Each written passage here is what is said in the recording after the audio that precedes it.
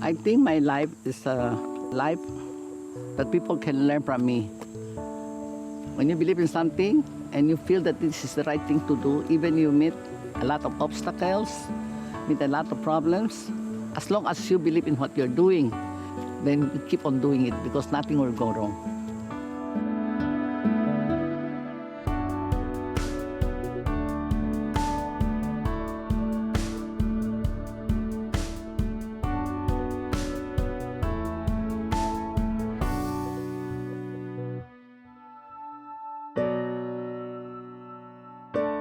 I'm Rosalina Tan. I'm a widow, and my job is really to take care of our environment. To tell my story, it takes me, I'm 70, so it will take a long time to tell my story. I would just say that my life really started when I learned about organic agriculture. My mom got into the organic industry even when the word organic was not even organic in the Philippines. There was none. I started in organic, I think it took me almost 20 years. We were the pioneers in organic agriculture here in the Philippines. More than 20 years ago, she met somebody that showed her the pesticide content of the commercial rice in the Philippines. And she saw like the pesticide level of rice was really high. A friend of mine sold me the organic rice, and he kept telling me, you know, the rice you buy in the market is laced with poison. The one I'm selling you, this is good food. I want to check if he's telling me the truth. So I bring the sample from him, and also I get from the market. I bring it to the BPI, Bureau of Plant Industry, have it analyzed, and I was surprised. I got the shock of my life because the analysis came out. The organic rice, no pesticide residue. But the one from the market, they said that is a banned pesticide. I was shocked. I said, oh, why are they giving us this food? And she got scared for us. I mean, for the kids, for my kids, for the family. And she kind of started thinking about organic industry. During that time, organic agriculture was not very accepted here in the Philippines yet. But we stood our ground and we just pushing our advocacy. One of those days that she was promoting about the organic farming, she met a farmer and she just wanted to help the farmer. Here in the Philippines, the farmers really do not earn much. And most of the time, they're short-handed. You know, if everybody knows about the fair trade, but most of the farmers here really do not earn a lot. James 4:17, if you know the good you ought to do and you did not do it, you also sin. So I said, I better do something about it. The organic fertilizer she got into, she would give them away to farmers. The lesser use of chemicals would benefit the farmers, plus it will have more yield for the farmers. Everything starts from the soil. So we make organic fertilizer, give it to the farmer. We are sure you'll be eating organic. You're helping the environment, you're helping to help the people. And that's how you help farmer also. It did not push through because she gave them all away, and then the farmers kind of wanted immediate results. It's different when it's organic. You have to build up the soil, make it really rich. So like our farmers were not really ready then, so it didn't really prosper. So I give free samples to the farmers. And even when I sold the fertilizer to them, if they do not pay, I do not collect. Just them for the chance to use. That's why I kept spending money and no income coming back. I went bankrupt after 3 years only. I lost everything. It was very hard for her to accept that it wasn't going to work. I said it was probably not the right time yet, so we put a stop on it. And she was like, down. I feel so guilty. Then I told my kids, oh, I'm sorry. I did not realize I did a big mistake. I did not leave anything for you guys. But I'm so comforted by what my children tell me. They answer me, you know, Mommy, don't feel guilty because we are so happy because you already give us the best already. She's been through a lot of ups and downs. She's able to help a lot of people. Even during the time that she was down, she she would still help. And that's, I guess, what's really good about my mom, that we're trying to duplicate even in our family. Like, I'm trying to instill those values to my kids. Oh, that gives me a big relief. They do not blame me. And I'm so happy I raise up my kids that way. I think that is one thing that gives me another boost and strength to move to something different. When it went down, she needed to work on something, and that was the time that she decided to go to Bicol, and that was when she was introduced to Pili. So the Bicol region has 6 provinces: Camarines Norte, Camarines Sur, then we have Albay, Sorsogon, where I am from, and then 2 islands which are Catanduanes and then Masbate. This is also where you find the perfect cone, the Mayon volcano. In this part of Luzon, we experience typhoons whole year round. Also, we have volcanic eruptions, but the land is quite fertile. The Bicol region is an agricultural region. We cannot exist without agriculture. I'm grown up from a family of farmer. I am also a farmer. But if the pest is attacking the farm or some natural disaster, it will be gone. We have no money, we have no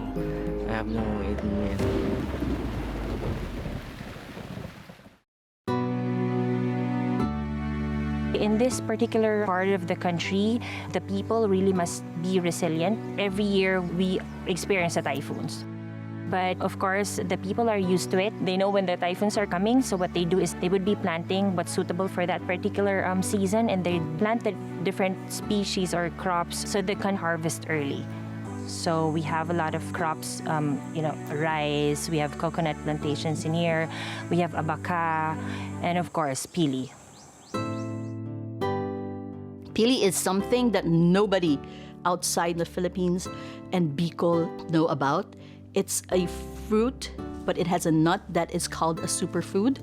It's rich in antioxidants. If you will taste pili, you will never forget the flavor, the aroma, and everything. And you will wanted it to taste it oftentimes, especially if it's already be coated with sugar, and it's perfect. The pili tree bear fruits almost all year long. It's like a friend that you can depend on. You don't have to plant it, it just grows there. Whenever there's a typhoon, right after the typhoon, there's a lot of blooms, it flowers, and then it gives you more fruits. That's just how the pili tree is. Believe it or not, this place where the pili is, they know the pili nut, they know the pili fruit, but not a lot of people knows that there exists a pili resin. These are the 2 varieties of pili. One is Lusonicum. This is what we call piling liitan. And the scientific name of piling liitan is Lusonicum. This one is the natural pili. And this is the more commerciable pili. But in terms of resin, this one has more resin than this one. Elemi is from a resin from the pili tree, which only comes from a very small region of the Philippines, of anywhere on earth. The Elemi has all the antibacterial properties. It has the firming properties that people don't really know about. For more than 30 years, there's this company, a very well-known company, that buys the Elemi resin from the Philippines, and they're actually buying it from a trader from the Philippines, here from our country, at a not so friendly price. So during those years, there were actually a lot of trees that died because of the indiscriminate tapping, because these farmers wanted to sell more. It's a beautiful place with amazing natural attributes and qualities, amazing soil and climate and plants and animals, and a lot of value in those natural attributes. Often foreigners, when they come into the Philippines, I've found, not in every case, I must stress not in every case, they'll recognize these values and they'll try and capture those values for themselves. And so they may not be concerned about traceability, sustainability, paying the farmers a fair wage. They may just try and pay the lowest price possible and capture that value. And that's where it's so so critical to take a long-term view to allow the farmer to participate and make sure that they're rewarded and make sure they're performing to support the sustainability of the project, but ensuring that they share in the value of the project. A farmer came up to my mom selling her a bottle of pili oil. If nobody buys the bottle of oil, he would not be able to go home. So she just bought it. And she would just buy it and she didn't know what to do with it. She just wanted to help, just wanted the farmer to go home. That's how it started. Mrs. Rosalina Tan just started buying all the resin just to help the farmers, because they would come to her and then they would offer her this resin, and then they'd tell her that we need to buy food, we need to buy rice for the children's school, and she would just continue buying. And she bought a lot until they noticed that she actually occupied the entire warehouse already. Her children told her, "You really have to do something about your resin and your oil." I do not know what to do with the Elemi. I just stuck it. I just keep stacking it. It gets so hard already. So when my daughter comes, what are you doing with this? I do not know yet, but I'm researching. Wait, I'm researching. The farmers would tell her about the resin. And since she's very interested, she's always wanted to be a scientist, and that's when they started to process it.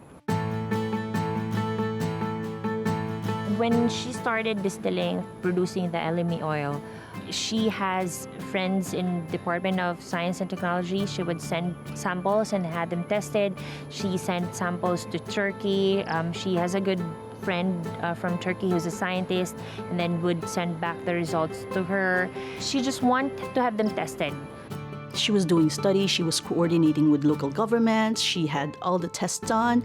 It wasn't until I checked her emails. Surprisingly, she has emails. She has her own website, she has everything, but she doesn't open it.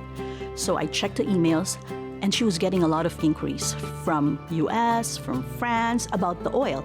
So I said, it's worth looking into because she's storing a lot of inventories that we didn't know what to do with. What they wanted to do was to introduce Manila Elemi to the world.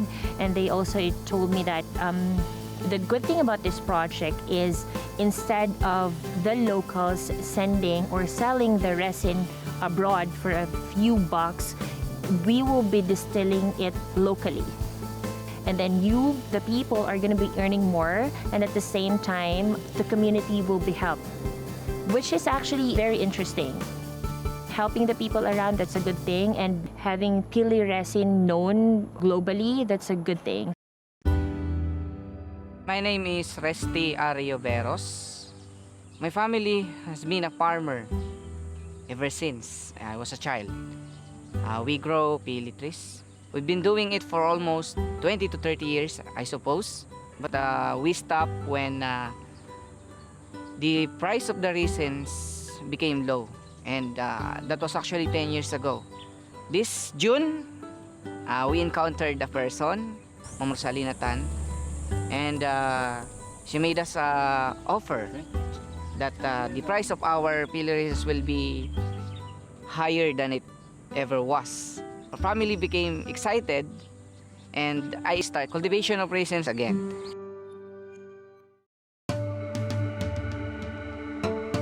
For years, Bicol region had been selling the resin, send it over to France for a very, very low price. And then they'd process it abroad. And then when it returns to the Philippines and to some other parts of the world, it's so expensive already. The good thing about having the distillation here is that we would be able to hire locals. So we can help the farmers because we pay a lot higher than the buyers. We care about the farmers, we care about the trees because we're trying to promote sustainability. The thing is, if we try to buy the resin in a much cheaper price, these farmers, because they need the money, they're gonna overtap their trees. And then that's gonna kill the trees. Because they're buying so low, the farmers have to keep tapping. That's why I say, I don't buy too low, because if you buy too low, they are not making money, so maybe they tap more and the tree will die. I keep telling them, you're killing your golden goose.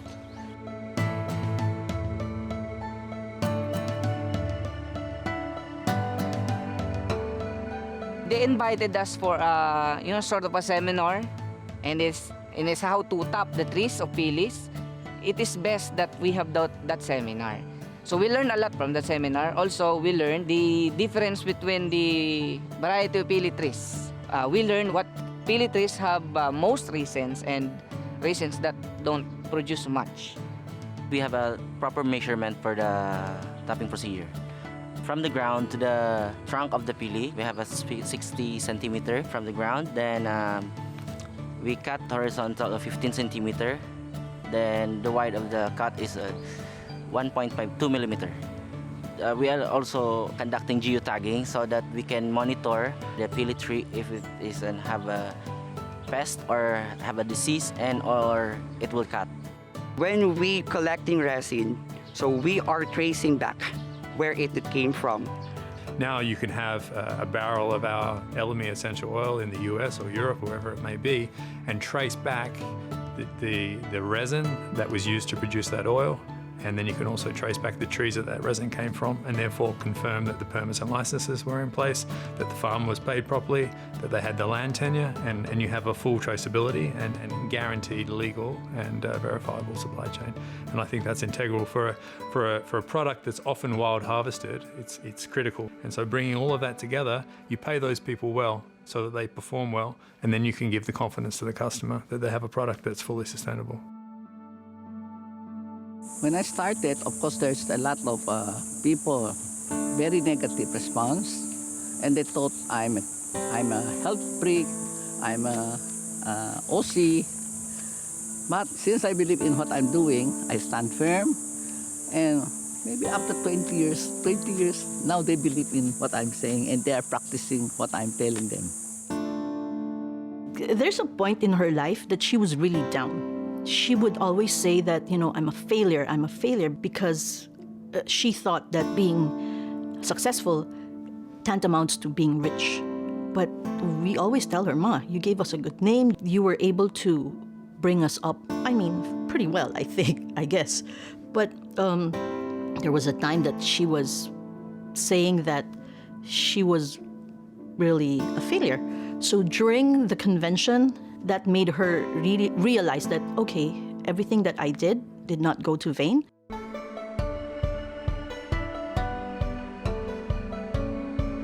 We are happy to announce the Happy Pili Tree as the 9th and newest Young Living Partner Farm. We couldn't have done it without Rosalina and her team, and they happen to be here. So, Rosalina and your team, please stand.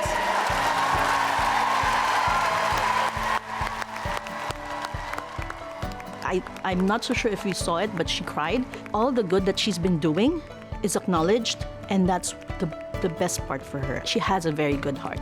So that convention made her back to her jolly self. I cried. I'm so touched. I feel a sense of pride. And there are many Filipinos in Utah. They're cheering on, so that gives me more pride. They also feel that there's a pride in our product. There's goosebumps all over. Everybody was cheering. I just turned my back and I just checked and just looked around the people, and I just started crying. Okay, there's just this pride, and there's just this genuine happiness.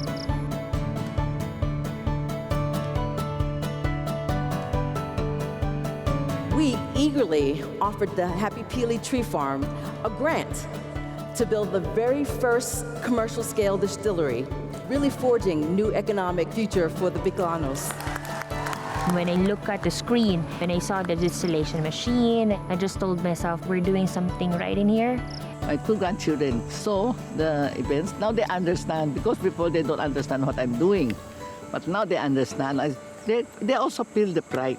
That's what makes me happy. I'm extremely grateful of the opportunity Ma'am Lina has given to me. Not just the opportunity to be part of this company, but she has treated me like her own child. She has taken care of me. Right? I'm staying with her in her house. My mother passed away in 2015, and I've been longing for a mother. And my kids have been longing for a grandmother. And I think she filled hole in my heart, and I'm extremely grateful. Rosalina, she's a shrewd negotiator. I mean, her and I have negotiations, and at the end of it, she always says to me, but you know what I'm going to do with the money, right? Anyway, I'm going to give it back to the people, and it's, okay, go on then, let's go.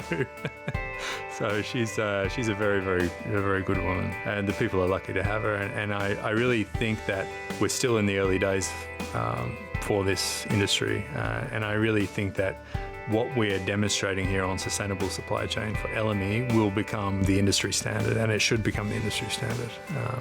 And that it's very rewarding.